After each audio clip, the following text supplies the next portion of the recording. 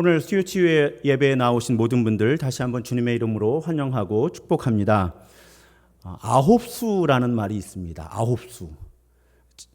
평소에 가끔 들어보기는 했는데 그 정확한 의미가 뭘까 해서 사전을 찾아봤어요. 그랬더니 아홉수는 명사인데 9, 19, 29와 같이 아홉이 든 수, 남자 나이에 이 수가 들면 결혼이나 이사와 같은 일을 꺼린다, 이렇게 사전에 나와 있더라고요. 근데 제가 왜 아홉수라는 단어를 사전에서 찾아봤을까요? 미신인 것 같은데 이상하게 저는 9살이 됐을 때 힘들었어요. 이상하게. 특히 29살과 39살 때가 몹시 힘들었습니다. 무엇 때문에 힘들었나를 나중에 이렇게 생각해 보니까 두 경우 모두 성취하고 관계가 있었어요. 저의 성취, 무엇인가를 이루는 것. 29살 때를 생각해 보면요, 당시에는 결혼을 일찍 했습니다. 특히 목회자들은 결혼을 일찍 했어요. 왜냐하면 목사 안수를 받기 위해서 과정을 시작할 때 결혼을 하지 않으면 교회들이 받아주지를 않았어요. 그러다 보니까 20대 중후반이면 결혼들을 많이 하는데 저는 29살 때 결혼하지 못했었거든요. 결혼만 못했는가 하면 그때 비자 문제가 생겨서 다 준비되고 비행기만 타면 됐든 유학도 실패를 했었고요. 그리고 목사 안수 과정도 아예 시작 자체를 못했습니다. 이유도 기억이 안 나요. 그런데 하여튼 29이 되었는데 목사 안수 과정도 시작을 못한 상태였습니다. 그래서 아마 그런 부담 때문에 지금도 기억이 나요. 지금은 거의 별로 안 입잖아요. 바바리 코트. 바바리 코트 입고 제가 그때 분당에 있었는데 그 탄천이라고 있습니다. 탄천을 이렇게 왔다 갔다 하면서 나는 29살인데 이룬 게 뭘까, 이런 기억이 있어요. 39살 때는 왜 이렇게 힘들었나 생각해 보니까 그때는 이제 부담임 목사로 섬기고 있었는데 그때만 해도 또 담임 목회를 일찍 나가는 추세였습니다. 지금은 사실상 거의 50 정도가 된 나이에 담임 목사로 나가시는 분들이 많아요. 그런데 그때만 해도 40이 넘어서 부담임 목사를 하면 굉장히 마음에 부담이 되던 그런 때였어요. 그러다 보니까 39살에 이 가을이 되니까 제가 그래서 29살 때하고 39살 때 가을을 무지하게 탔습니다.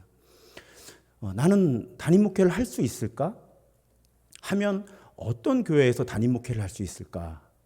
그것 때문에 39살 때는 많이 부담이 또 있었던 것 같습니다. 불안하기도 했고요. 49살 때는 그 증상이 없었어요. 나중에 생각해 보니까. 왜 그랬을까요? 그때 담임 목사가 됐잖아요. 신도중학교의 담임 목사가. 그래서 저의 9수, 저의 29, 39은 성취하고 관계가 있었구나. 내가 뭐 하며 살았나? 또 앞으로 뭐 하며 살아야 할까? 그렇게 정리가 되었습니다. 우리 나이 들어갈수록 성취의 부담을 느끼기가 쉽습니다. 특히 우리 나이 들에 관한 말씀을 나누고 있는데요. 노인이 되어가면 자신을 다른 사람들과 비교하기 쉽고요. 다른 사람들은 인생에서 많은 성과를 거두었고 큰 업적들을 쌓았는데 나는 이룬 것이 없다. 나는 이룬 것이 없다. 게다가 이제 은퇴해서 혹은 이제 나이 들어서 이룰 가능성도 없다고 생각하기 쉽습니다. 그렇게 보면 무기력해지고요. 수치심을 갖게 될 수도 있고 또 우울로 연결되기도 하죠. 이것이 나이 들어갈 때 우리가 직면하게 되는 아주 의미 있고 중요한 부정적인 감정이에요. 우리 안에. 근데 아까 설명드렸던 것처럼 이것은 노인들, 어르신들에게만 나타나는 증상이 아니라 저는 29살에도 이 증상을 겪었고 39살 때도 이 증상을 겪었다는 것입니다. 나는 도대체 무엇을 이루며 살아왔는가? 앞으로 도대체 뭘 더 이루며 살아갈 수 있을까? 우리는 그런 부정적인 감정을 다뤄야만 합니다. 오늘 본문, 어떤 의도로 제가 오늘 본문을 인용을 했을까요? 마태복음 처음 시작 부분에 있는 족보 이야기죠. 사실은 족보의 앞부분만 인용한 것입니다. 오늘 본문만 해도 아주 여러 사람들의 이름이 등장을 하죠. 남자들만 이렇게 인용을 해도 아브라함, 이삭, 야곱, 유다, 베레스, 세라, 헤스론, 람, 아비나답, 나손, 살몬, 보아스, 오벳, 이세, 다윗 이렇게 이름이 나옵니다. 그 뒤에도 이름들이 이어져요. 여러분, 그런데 이 사람들 가운데 자, 이 인물에 대해서 설명해 보십시오 하면 여러분 몇 사람 설명하실 수 있을 것 같으세요? 저도 잘 모릅니다. 이 중에 몇 사람만 조금 설명할 수 있을 뿐이고 아주 적은 수의 사람 한 서너 분만 자세하게 설명할 수 있지, 어떤 분들은 그냥 이런 이름이 성경에 있다는 것 정도 알 수 있는, 그리고 사실은 만약에 퀴즈 프로그램을 해서 여기서 다음 중 이 가운데 성경 속 인물이 아닌 것은 하면 헷갈리는 그런 사람의 이름들이 여러 분 있다는 거예요. 게다가 성경 속의 족보에는 심지어 모든 사람들, 모든 남자들이 포함되어 있는 것 같지도 않습니다. 그러니까 이 족보에 어떤 사람들은 사실상 포함이 안 되기도 했을 수 있다는 거예요. 이 사람들의 족보에서 누가 누구를 낳았다, 누가 누구의 아버지다 하는 것은 매우 느슨한 개념이거든요. 그러니까 진짜 아버지만 아버지라고 하는 것이 아니라 조상도 아버지라고 불렀다는 거예요. 그렇게 보면 성경의 족보 속에 나오는 사람들 가운데는 적어도 성경 속의 증언을 가지고 보면 그다지 성취가 없는 사람들이 꽤 많이 있다는 겁니다. 그리고 아예 이 족보에 포함되지 않은 사람들도 있을 수 있다는 거예요. 아주 단적인 예가 어떤 분들이죠? 자, 아브라함과 야곱의 이야기는 우리 잘 알고요, 비교적. 성경에 꽤 큰 분량을 차지합니다. 그런데 이삭은 성경에 그다지 기록이 없어요. 이삭만 해도. 그런데 결국 이 계보, 이 족보는 누구에게로 이어지죠? 다윗 왕. 그러면 이 사이에 유명하지 않은 사람들, 심지어는 기록되지 않은 사람들도 역할이 없다고 결코 말할 수 없는 겁니다. 그분이 그 자리에 있었기 때문에 다윗 왕이 이 땅에 오는 거예요. 게다가 이 족보의 결론 우리 다 알죠. 16절에 보면 야곱은 마리아의 남편 요셉을 낳았으니 마리아에게서 그리스도라 칭하는 예수가 났다. 우리가 누군지도 모르고 업적도 별로 없어 보이는 이분들이 예수의 족보에 아주 중요한 연결고리를 감당했다고 하는 것입니다. 여러분, 이 족보에 있는 분들 중에 내가 이 땅에 오시는 메시아 그리스도의 족보에 들어갈 거라고 기대했던 분들이 몇 분이나 있을까요? 저는 많아야 한두 분 정도라고 생각해요. 다윗 정도? 시편을 기록하면서 하나님이 주시는 그 영적인 감동에 따라서 메시아가 이 땅에 오심을, 또 야곱의 12지파, 유다 지파에서 그분이 오심을, 이걸 알아채고 내가 메시아의 족보에 들어가 있구나라고 고백할 수 있었던 사람은 이 수많은 사람 가운데 불과 한두 명에 불과했을 거라는 거예요. 그런데 이분들이 모두 존재하지 않았다면 예수의 족보는 완성되지 않는 거죠. 여러분의 증손자, 증손녀가 어떤 사람이 될지 아세요? 증손자, 증손녀. 알 수가 없죠. 아니, 우리 손자, 손녀도 어떤 사람이 될지 모르는데 증손자, 증손녀가 어떤 사람이 될지 어떻게 알아요? 자, 자녀가 없으시다고요? 그러면 여러분을 통해 혹시 교회를 나오게 된 분이나 혹은 여러분을 통해 삶의 어려움 속에서 도움을 받았던 사람들의 삶이, 또 그분의 자손들의 삶이 어떻게 이어질지 알 수 있으십니까? 그렇지 못합니다. 우리가 우리 삶에 남기는 흔적을 통해 어떤 일이 일어날지 결코 알 수 없는 거예요. 그렇다면 여러분, 우리가 내 삶에 이룬 것이 없다, 지금까지도 없었고 이제 나이 들어 앞으로 이룰 수도 없다고 낙심하고 수치스러워하고 우울해할 필요가 없다는 것입니다. 나를 통해 어떤 일이 이미 일어났는지도 우리는 몰라요. 내 관찰 가능한 범위에서만 아는 거예요. 게다가 앞으로 일어날 일이 어떤 일인지는 정말 상상할 수밖에 없는 겁니다. 제가 이 주제를 말씀드릴 때 2년 전 이때쯤 인용했던 소설이 있어요. 모리와 함께한 화요일의 작가 미치 앨범이 쓴 천국에서 만난 5사람이라는 소설입니다. 제가 저를 아는 모든 사람에게 추천하는 책 가운데 하나예요. 아직도 이 책을 읽지 않으셨다면 이 천국에서 만난 5사람이라고 하는 책은 꼭 한번 읽어보셨으면 좋겠습니다. 이 소설의 주인공은 에디라는 사람이에요. 이 에디라고 하는 사람은 80평생을 놀이공원에서 정비공으로 삽니다. 젊을 때 전쟁에 나가서 다리에 장애를 입었어요. 장애인인데 그냥 그 놀이공원 하나에서 벗어나지를 못하고, 이걸 벗어나는 게 꿈인데 벗어나지를 못하고 80이 넘도록 그 놀이공원의 정비공으로 일을 해요. 게다가 50쯤에 사랑했던 아내를 잃습니다. 그러니까 한 30년 독신으로 그렇게 살아요. 그래서 늘 자신에 대한 열등감과 수치심이 있어요. 나는 평생 이룬 것이 없다. 평생 이룬 것이 없다. 나는 그저 평생 이 조그만 놀이공원에서 기계나 조금 만지면서 그렇게 살았고, 몸도 장애를 입었고, 사랑하는 아내와도 일찍 헤어졌고, 나는 실패한 인생이다. 이런 마음을 가지고 살아요. 그러던 어느 날 놀이공원에 기계가 오작동을 일으킵니다. 그래서 높은 곳에서 무거운 쇳덩어리가 떨어져요. 그때 그 아래에 어린 여자아이가 있습니다. 본능적으로 이분은 다리를 제대로 쓰지 못함에도 불구하고 몸을 날려서 80대 노인이 그 아이를 살리려고 하다가 그 쇳덩어리에 깔려서 죽어요. 그리고 갑자기 정신을 차립니다. 정신을 차리고 천국에 가는 거예요. 그런데 천국에 가면서 5사람을 만납니다.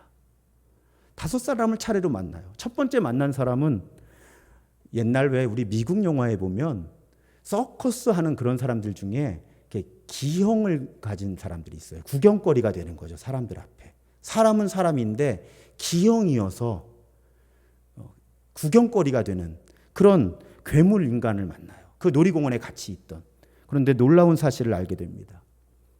이 괴물 인간이 운전을 하다가 갑자기 뛰어든 아이 때문에 핸들을 틀었다가 죽어요. 그런데 그 갑작스럽게 핸들을 틀게 만들었던 아이가 바로 에디였어요.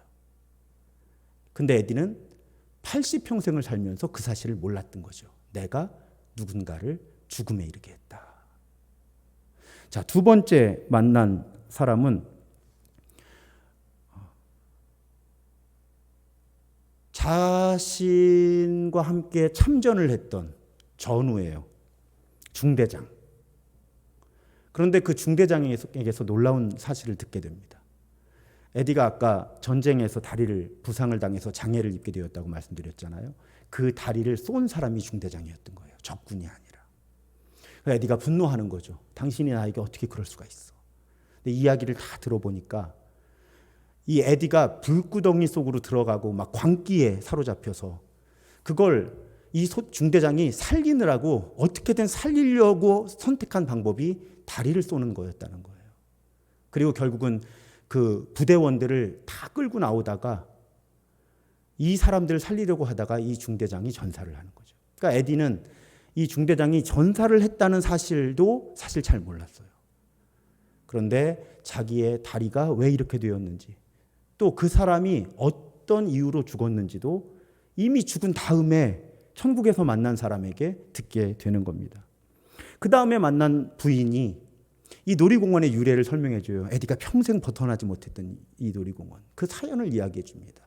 그리고 그 부인에게서 자신을 너무너무 힘들게 했던 아버지, 그리고 그저 에디와 가족들에게 상처만 입힌 줄 알았던 그 아버지가 사실은 다른 사람을 위해 희생적인 삶을 살다가 돌아가셨다는 사실을 듣게 되는 거예요. 그러니까 아버지가 어떤 분인지도 죽은 다음에 천국에서 만난 사람에게 듣게 됩니다. 그 다음에 누구를 만나는가 하면 사랑했던 아내를 만나요. 그리고 그 아내가 일깨워 줍니다. 아내가 죽었다고 해도 이 두 사람 사이의 사랑은 사실은 결코 끝나지 않았고 실패하지 않았었다. 그것을 남편 에디에게 일깨워줘요. 그리고 마지막에 만난 5번째 소녀였는데요. 사실은 에디가 아까 다리에 총상을 입었다고 그랬잖아요. 중대장이 쐈다고. 그때 자기가 고문을 당했던 그 오두막 같은 필리핀인데 거기에 이제 그 증오심에 가득 차서 불을 지른 거예요. 근데 사실은 그 안에 부모가 아이를 살리려고 숨겨놨던 거죠. 근데 그 소녀가 있는 줄을 모르고 불을 지른 거예요. 그래서 그 소녀를 죽음에 이르게 한 거죠. 근데 그 소녀가 나타나서 이 자책하는 에디를 용서해 줍니다. 그래서 이 소녀를 이렇게 물로 그 흉터, 화상 입은 흉터를 이렇게 씻겨주는데 그 상처가 깨끗해지면서 이제 마지막 장면에 이르러요. 그리고 그 소녀에게서 너무너무 궁금했던 것을 알게 됩니다.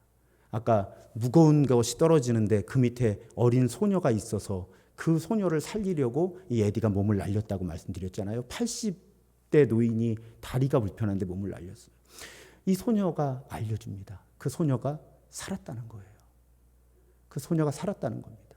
그러니까 에디는 전쟁 가운데 한 소녀를 자기도 모르게 죽음에 이르게 했지만 자기의 헌신적인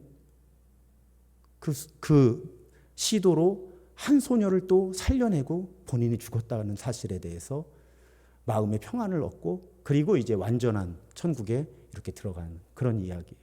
이게 스포일을 다 해버렸는데요. 그래도 읽으세요. 이 미치 앨범 읽어보신 분들 알겠지만 정말 명문장이 너무너무 많아서 사실은 이 정도로 줄거리를 요약하고서도 제가 틀린 부분도 있을 거고요. 굉장히 지금 마음이 불편해요. 그 명작을 지금 이렇게 설명하면 안 되는 거예요. 그리고 정말 이 소설을 읽으시면 제가 지금 설명한 것이 무색할 만큼 너무나 깊은 이야기들이 많이 담겨져 있습니다. 그래서 이 주인공 에디가 이 5사람을 만나면서 깨닫게 되는 여러 깊은 깨달음들이 있는데 그 중에 하나가 무엇인가 하면 오늘 설교의 맥락에서 보면 무의미한 인생이 없다는 거예요. 왜? 우리 모두의 삶이 연결되어 있어서 우리는 모두 알게 모르게 다른 사람에게 영향을 미치고요. 그 사람은 또 다른 사람들에게 영향을 미치면서 우리 모두가 연결되어 있다는 것입니다. 그러니까 나 혼자 독립해서 어떤 성취를 이루는 것도 불가능하고요. 제가 능력주의를 비판하면서 그런 말씀드리잖아요. 혼자 성공하는 사람은 없는 거예요. 자, 어떤 연예인이 수백억을 벌었다. 그 돈 누가 줬어요? 저하고 여러분이 준 거예요. 저는 준 적이 없는데요. 여러분, 연예인들이 고소득을 올리는 것이 주로 어디서 옵니까? CF에서 와요. 또 영화에서 옵니다.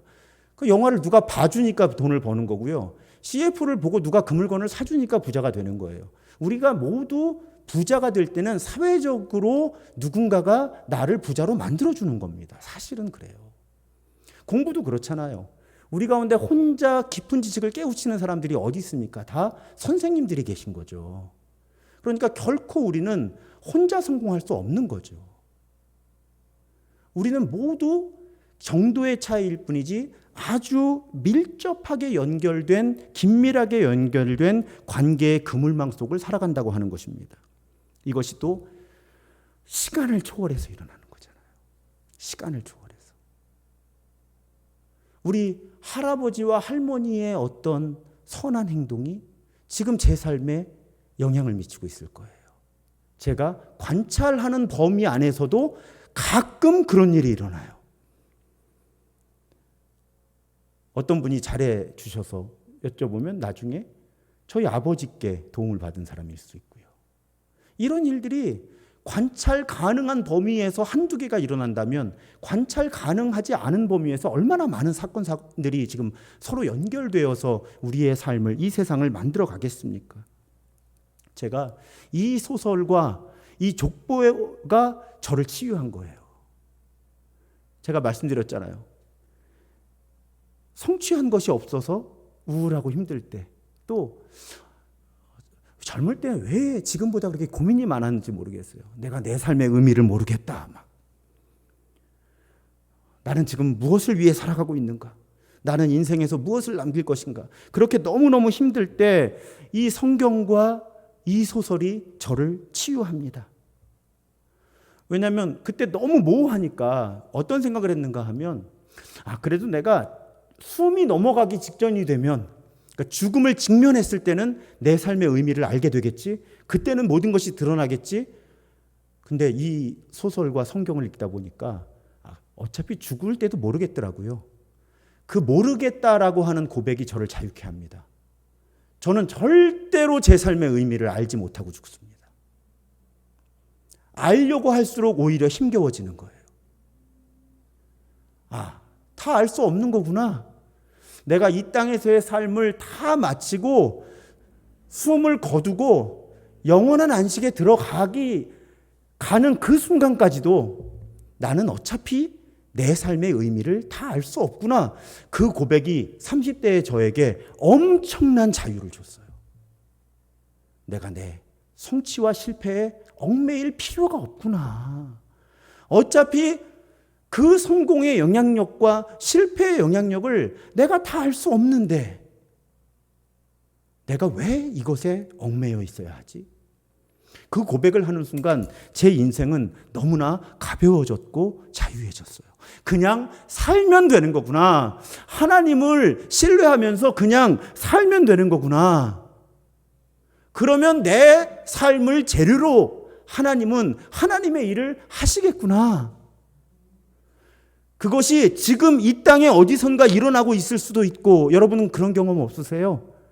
아주 오랜만에 만난 분이 저에게 그런 얘기를 하는 거예요. 목사님, 그때 어디서 저에게 이렇게 조언해 주셨는데 그게 기억에 남습니다. 기억이 저는 전혀 없어요. 제가 그런 말씀을 드렸나요? 저는 기억이 없습니다. 그런데 제가 던진 그 말이 그분의 삶에 선한 영향력을 미쳤잖아요. 근데 그분이 목회자라면 어떻게 될까요? 그 이야기는 또 그분의 설교와 성경 공부를 통해서 수많은 사람들에게 영향을 미치고 있겠죠. 그 가운데는 어쩌면 죽음을 고민하다가 삶을 선택하는 사람도 있겠죠. 근데 왜 제가 성취한 게 없다고 우울해야 하죠? 아주 가끔 그런 일이 있어요. 메시지가 옵니다. 이메일이 와요. 아주 가끔이에요. 목사님의 설교를 유튜브에서 우연히 듣게 되었는데 마치 그 순간 제가 하나님이 저를 위해서 들려주신 설교라고 듣고 너무너무 큰 위로를 얻었고 삶의 소망을 갖게 됐습니다. 그 설교가 10년 전 설교예요. 제가 올린 것도 아니고 제가 설교했던 그 부서에서 올려둔 거예요. 저는 올라가 있는 것도 잘 몰랐어요. 그런 일들은 끊임없이 일어나고 있다는 것입니다. 끊임없이. 여러분, 이번에 우리 교회가 케냐의 목회자 한 분을 공부하도록 도왔어요. 자, 그분을 통해서 케냐의 목회자들이 어떻게 양육되고 어떤 목회를 할지 우리는 알 수 없어요. 하지만 기대는 할 수 있잖아요. 그분을 통해 케냐 땅에 좋은 일이 일어날 것이다. 그렇다면 우리는 우리의 성취 때문에 결코 낙심하거나 절망하거나 우울해할 필요가 없다는 것입니다.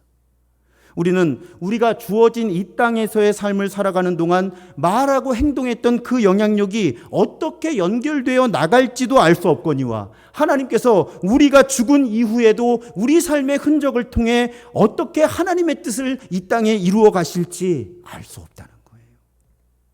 결코 알 수 없다는 것입니다. 그래서 여러분, 삶을 평가하지 마시기를 주님의 이름으로 부탁드립니다. 적어도 결론은 내리지 마세요. 결론은 내리지 마십시오. 결론은 하나님이 내리시는 거죠. 우리 나를 살펴보면서 성취와 소유가 많은 것 같으면 우쭐해하고 그렇지 못한 것 같으면 우울해하기 쉽습니다. 또 다른 사람을 살펴보면서 성취와 소유가 나보다 많은 것 같으면 부러워하고 그렇지 않으면 무시하기 쉬워요. 그래서는 안 됩니다. 우리 삶의 의미는 어느 누구도 자기 자신마저도 평가할 수 없고 파악할 수도 없다는 거예요. 하나님만 아신다는 거예요. 오늘 설교의 제목이 내 삶의 의미는 아무도 모른다는 거예요. 아무도 모른다는 이면에는 어떤 의미가 있습니까? 하나님은 아신다. 하나님만 아신다는 거예요. 여러분, 제가 가끔 그런 말씀 드리잖아요. 성경을 쓴 분들이 자기가 성경을 쓰고 있다는 걸 알았을까요? 제가 볼 때는 그런 분 별로 없어요. 그냥 그때 하나님이 주신 마음에 따라서 편지를 쓴 거예요. 그런데 그 편지가 성경이 된 거죠.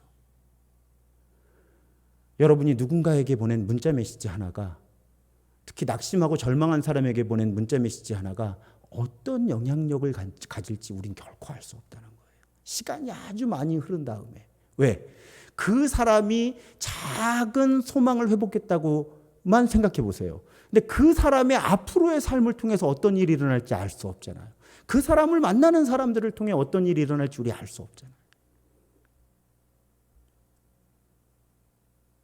하나님께서 우리를 통해 이미 이루셨고 앞으로 이루실 일들을 우리가 마치 다 아는 것처럼 결론을 내리는 것은 여러분 교만함입니다. 교만함이에요. 여러분, 그래서 제가 자주 그런 말씀 드리잖아요. 영성이라는 게 무엇인가? 신비를 신비하다고 고백할 수 있는 것이 영성이다. 제가 가끔 그런 말씀 드리죠. 합리성, 이성과 영성의 경계가 거기 있는 거예요. 이성은 내가 분석하고 이해할 수 있는 것의 가치만 인정합니다. 그런데 영성은 그것을 넘어서는 거죠. 그래서 이어령 선생이 지성에서 영성으로 늘 문지방에 서 계셨다고 하죠. 끝까지. 영성이라고 하는 건 신비한 것을 신비하다고 고백할 수 있는 것이 영성이에요. 그 이야기를 조금 바꾸면요, 여러분. 알 수 없는 것은 알 수 없는 것이라고 고백하는 것이 영성입니다. 지금 욥기를 우리가 읽어나가고 있잖아요. 욥기의 영성이 무엇입니까? 알 수 없음을 알 수 없다고 고백하는 것이 욥기의 영성이에요. 우리에게 고난이 왜 닥치는가? 알 수 없다는 거예요. 함부로 말하지 말라는 거예요. 인과응보의 교리로 결론 내리지 말라는 겁니다. 신비한 여지가 있는 거예요. 항상 모든 일이. 영성이라고 하는 것은 신비한 일을 신비하다고 말할 수 있는 것입니다. 그런데 그렇게 볼 때 우리 인생 전체가 사실은 신비해요. 제가 지난 주일에도 섭리적인 관계라는 말씀을 드리잖아요. 제가 50년 정도 살면서 지금까지 경험했던 많은 일들이 신비해요. 얼마 전에 어떤 분들하고 대화를 나누는데요. 저도 그렇게 정리를 못했었어요. 근데 보통 대화를 나누다가 자기 이야기가 정리가 되는 경우들이 많이 있잖아요. 가만히 보니까요. 저는 제가 주도적으로 선택한 결정은 아주 자주 저에게 매우 큰 실망과 부담감과 실패를 안겨줬고요. 어쩌다가 다가온 일들은 모두 나중에 하나님이 이루셨다라고 고백하는 지금까지의 삶이 그렇더라고요. 유학을 갈 때요. 5개 학교에 원서를 썼어요. 근데 결국 저를 받아준 학교는 제가 원서를 썼던 5개 학교가 아니고요. 전혀 엉뚱한 학교에서 저에게 전액장학금을 주겠다고. 그것도 제가 모셨던 교회 담임 목사님이 거기 부총장님한테 저를 지난번 영상에서 보신 바로 그분. 원서도 팩스로 받으시고 그냥 좋은 기회를 주셨어요. 제가 5개 학교를 얼마나 엄선을 해서 골랐겠어요. 제가 유학을 갈 만한 학교. 근데 그 5학교에 이 원서를 그렇게 심혈을 기울여 썼을 때는 길이 열리지 않았다가 그냥 어느 날 갑자기 어느 학교가 뭐 정확히 표현하면 그렇죠. 하나님이 어느 학교 또 어떤 분들을 통해서 저에게 공부할 수 있는 그냥 그 길을 그냥 열어주셔서 갔어요. 아내가 여기 있어서 부담스럽지만 엉뚱한 여자분들에게 돈을 다 썼는데 저랑 떡볶이 먹은 분하고 결혼했어요. 제가 결혼을 하겠다고 애를 썼을 때 다 안 됐거든요. 근데 아내하고는 프로포즈도 안 하고 그냥 결혼을 했어요. 그냥 어느 날 다가온 사람하고 결혼을 했어요. 제가 찾아다니던 이 부분을 과연 설교를 그냥 온라인에 올려둘 것인지는 심각하게 고민을 좀 해봐야 되겠습니다. 자, 여기 담임 목회 할 때, 올 때 한 1년, 1년 반 사이에 5번의 담임 목회 기회가 있었어요. 저에게. 애를 썼어요. 최선을 다했습니다. 그 길이 다 마지막에 연결이 되지 않는 거. 미리 끊어지는 게 아니고요. 꼭 다 된 것 같을 때 뭔가 문제가 생겨요. 굉장히 낙심했고 굉장히 열등감과 수치심에 사로잡혔습니다. 근데 갑자기 어느 날 모르는 번호에서 전화가 와서 받았더니 우리 전영배 목사님께서 좀 만나자고.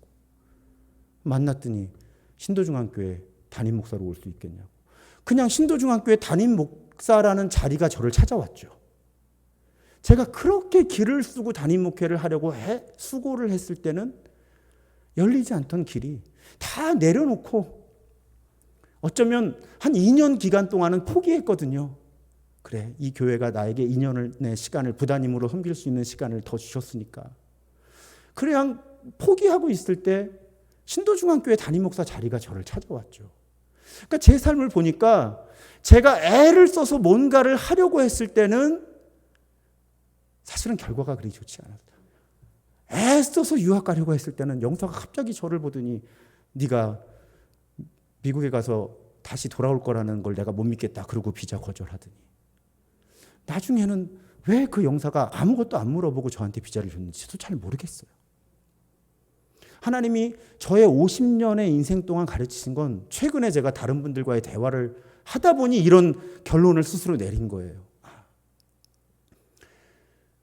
하나님의 인도하심이라는 게 내가 애쓴다고 되는 것이 아니라 나에게 선물로 다가오는 것이구나.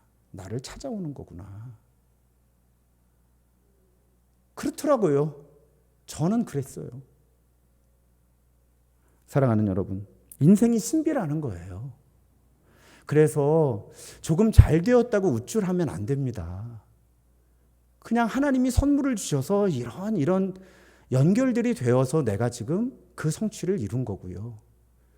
또 내가 성취가 없다고 낙심할 필요가 없는 거죠. 그냥 내가 관찰하는 범위 안에서 또 사람들이 성공과 실패를 정해둔 그 기준 안에서 내가 지금 실패한 것처럼 보이지만 하나님의 관점에서는 지금 내 삶을 어떤 도구로 사용하고 계셨고 앞으로 사용하실지 우리가 알 수 없기 때문에 그래서 여러분 우리는 그저 그 하나님을 신뢰하면서 오늘 내가 내 인생이 소중하다고 믿으면서 또 내가 하는 말과 행동 하나하나가 의미 있다고 믿으면서 그렇게 살아가면 된다는 거죠. 그래서 제가 자주 드리는 말씀이 대천명 진인사라고요. 진인사 대천명이 아니라 앞뒤를 바꿔서 하나님이 내 삶을 선물로 주셨고 내 삶을 이끌고 계시고 하나님이 내 삶을 사용하셨고 사용하실 거기 때문에 그저 오늘 하루 내게 주어진 삶을 성실하게 살아가는 것. 결과는 하나님께 맡기고 결과는. 그런 영성이 그 대천명 진인사의 영성이 우리를 자유케 합니다. 다른 사람의 평가에도 연연할 필요가 없잖아요. 하나님의 평가만 진짜 평가니까. 그런데 그 평가가 언제 어떻게 내려질지 우리는 알 수 없으니까요. 그냥 오늘 하루를 잘 살아내면 되는 거죠. 오늘 하루를 잘 살아내면 되는 거예요. 그럼 나머지는 하나님이 이루시는 일들입니다. 안셀름 그린이라는 신부가 나는 성취한 게 없다고 힘겨워하는 어르신들, 노인들을 위해 쓴 글을 읽어드리면서 오늘 말씀을 마치려고 해요. 좀 길지만 또 제가 이 글을 페이스북에 이렇게 올려두겠습니다. 여러분 한번 잘 읽어보세요. 제가 지금은 읽어드릴게요. 이제 당신은 더 이상 업적을 쌓을 필요가 없습니다. 그냥 계시기만 하면 돼요. 당신의 삶은 이미 주변에 큰 영향을 주었습니다. 당신은 바로 지금까지도 인간 세상에 기여해온 거예요. 이제 당신의 인생사와 화해하고 거기에서 희망과 화해를 널리 전한다면 당신의 삶은 의미 있게 됩니다. 당신 주변 세계를 더 밝고 더 거룩하게 만드는 데 기여하는 것이지요. 더 위대한 업적을 남기라고 당신에게 요구하는 사람은 하나도 없습니다. 우리 젊은 사람들은 당신에게서 나오는 것을 보고 싶습니다. 나는 어려운 인생사에도 불구하고 노년의 평화와 신뢰를 바라는 노인에게 감사합니다. 나에게 노년을 잘 맞이할 수 있다는 희망을 주기 때문이에요. 삶의 의미는 아름답게 늙어가면서 노년에도 다른 사람에게 모범을 보여주는 데서 찾을 수 있습니다. 의젓하게 내적 평화가 감사하는 마음으로 나이 들 수 있다는 본보기를 보여줄 수 있습니다. 저도 한 번 읽으니까 무슨 말인지 잘 모르겠어요. 그래서 여러분 페이스북이나 이런 곳에 올려둘 테니까 한번 잘 읽어보세요. 여러분 더 이상 업적 쌓으실 필요 없습니다. 우리 특히 은퇴하고 나는 이제 가치가 없다고 느끼시는 분들 계시다면 더 이상 업적을 쌓으실 필요가 없어요. 그냥 계시면 됩니다. 계신 것, 살아 계신 것 자체가 업적이에요. 특히 이번 시리즈의 설교 시리즈의 맥락대로 혹시 아름답게 나이 들어 주실 수 있다면 그보다 더 큰 의미와 성취는 없는 겁니다. 왜냐하면 젊은 사람들은 그런 어르신들을 보면서 인생이 무엇인지를 깨닫고 자신들도 그렇게 아름답게 늙어갈 수 있게 되거든요. 저희 아버지가 연로에 가시면서 자꾸 저한테 미안하다고 하실 때가 있어요. 요즘엔 좀 덜 그러셔서 감사한데 너무 속상한 거예요. 왜요? 아니 우리 아버지가 안 계셨으면 제가 이 땅에 없는 건데 그냥 조금 재정적으로 지원을 못 해주신, 좀 부족하게 해주신 단지 그것 때문에 아버지가 미안하다고 하시니까 너무 마음이 아픈 거예요. 그냥 아버지가 아버지셔서 그것으로 감사한 건데 그렇잖아요, 여러분. 부모님이 부모님이셔서 감사한 거죠. 여러분 우리 교회에 70세 이상의 집사, 권사, 장로로 은퇴하신 분들 그냥 교회 어르신으로 계셔 주시는 게 그 다음 세대들한테는 은혜고 감사인 거예요. 너무 괴롭히지 마세요. 이룬 것이 없다고. 지금까지도 이루신 것이 너무나 많으시고요. 여러분들의 삶을 통해 하나님은 앞으로도 너무나 아름다운 일들을 이루어 가실 거예요. 그저 편안하게 더 이상 이룰 것도 없고 이룰 필요도 없다. 그저 하루하루 하나님 선물로 주신 삶을 누리시며 살아가시면 그 자체로 여러분들의 삶은 의미 있고 아름다운 것입니다. 사랑하는 여러분, 특히 어르신 여러분들 잘 살아오신 거예요. 자, 나이와 무관하게 오늘 이 말씀을 듣는 모든 분들 여러분 잘 살아오셨습니다. 최선을 다해 살아오신 거예요. 하나님께서는 여러분들의 삶을 통해 아름다운 이야기를 써내려 오셨고 앞으로도 써 가실 것입니다. 그 하나님을 신뢰하며 오늘을 누리십시오. 그저 오늘을 누리십시오. 그것이 우리를 향한 하나님의 뜻입니다. 그렇게 하나님이 주시는 의미 안에서 평안과 자유를 누리는 우리 모두가 되기를 주님의 이름으로 축복합니다.